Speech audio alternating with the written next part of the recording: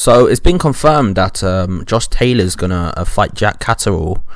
I think Jack Catterall is the mandatory for his WBO title, I believe, and they're gonna fight very soon. In terms of this fight, I think it's a good fight. I think it's a good defense of his title in terms of who he's defending against. Jack Catterall, I believe, is undefeated. They both have a mutual opponent in O'Hara Davis. In some previous videos that I've made in the past, I've mentioned that I think Josh Taylor is the #1 pound for pound fighter in the UK at this point in time. I think his resume, the fact that he's undefeated and he's beaten like 6-7 undefeated fighters, and he's going to fight Jack Catterall, who's undefeated as well. That's a hell of a resume to have in only 16 fights. And on top of that, he's undisputed as well. He's unified all of the titles, and he's beaten very good opponents to do that, from Victor Postel, which was a title eliminator, to Regis Prograis, to Ramirez, to several other good fighters he's beaten to get into this position. And now he's going to fight Jack Catterall. So in my opinion, he is #1 pound for pound. I think this fight is going to be of a nip-tuck affair. If you look at their mutual opponent, which was O'Hara Davis, obviously Josh Taylor beat him in a more emphatic way. I think he knocked him out in the 7th round and made him quit, while Jack Catterall had a 12-round decision, which was very it was a cagey fight. It was a fight where neither one of them wanted to commit as much.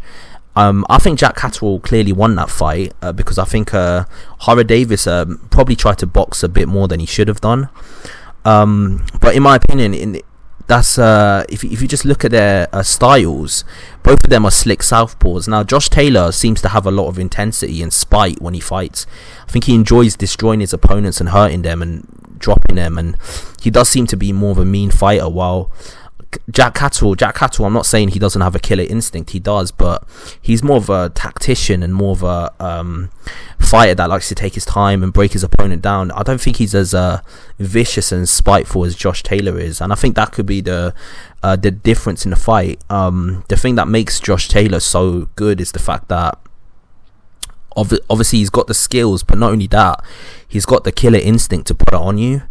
And I think that's the difference between both of them. Stylistically, they are quite similar in the sense that they're both southpaw. They're both technically very good, but it's just that I think Josh Taylor, the thing that separates him from other opponents is the fact that he's got a bit more spite and intensity.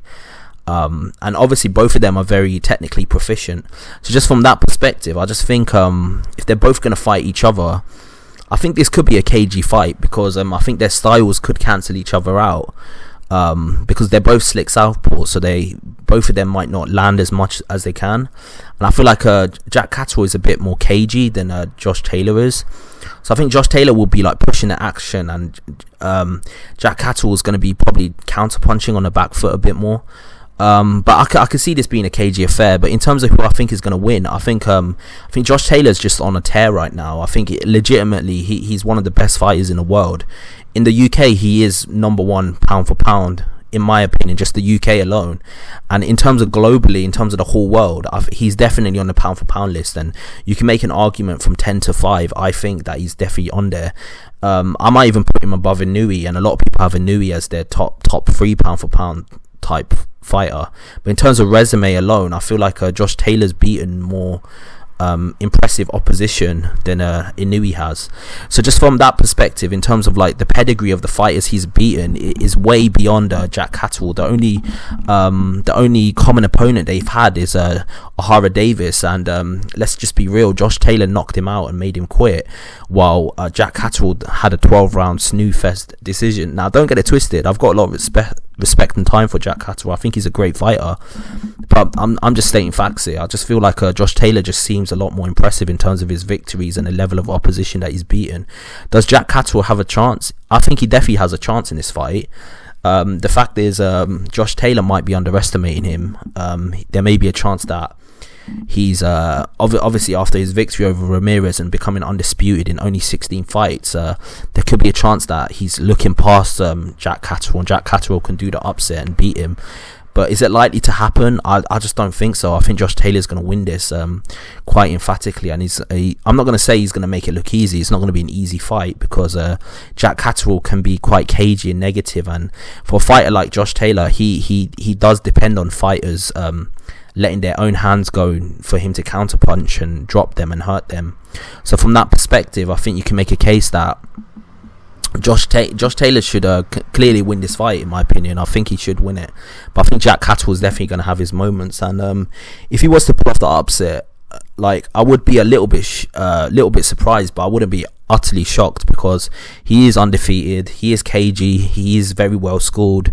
There's a very strong chance that he can do it, and regardless of what you think about his chances, he's gonna fight Josh Taylor next, so he's got the biggest chance of upsetting him and beating him and taking his titles, and it could happen.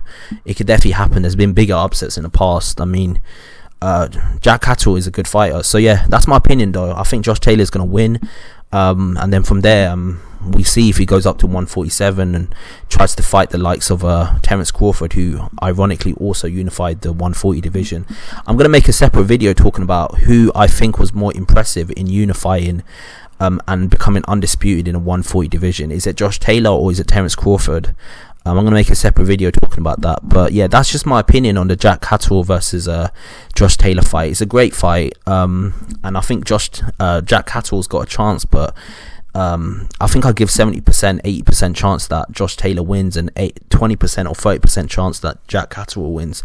But he still does have a chance, because stylistically, he's very well schooled. He's southpaw, he's slick. I mean, he's got a lot going for him. So yeah, that's just my opinion. Tell me your opinion below. Who do you think is going to win between Jack Catterall and Josh Taylor? Who would you put your money on if you had to bet on who winning? Who would you put your money on? I think I'm going to go for Josh Taylor. I just think he's on a tear right now. But yeah, that's just my opinion. Tell me your opinion, and like and subscribe to the channel. I think it's going to be a nip and tuck affair, and I think Josh Taylor's going to win. I think it's going to be a cagey fight, but my money's on Josh Taylor. Like and subscribe to the channel. I've got a lot more content coming your way. Peace out.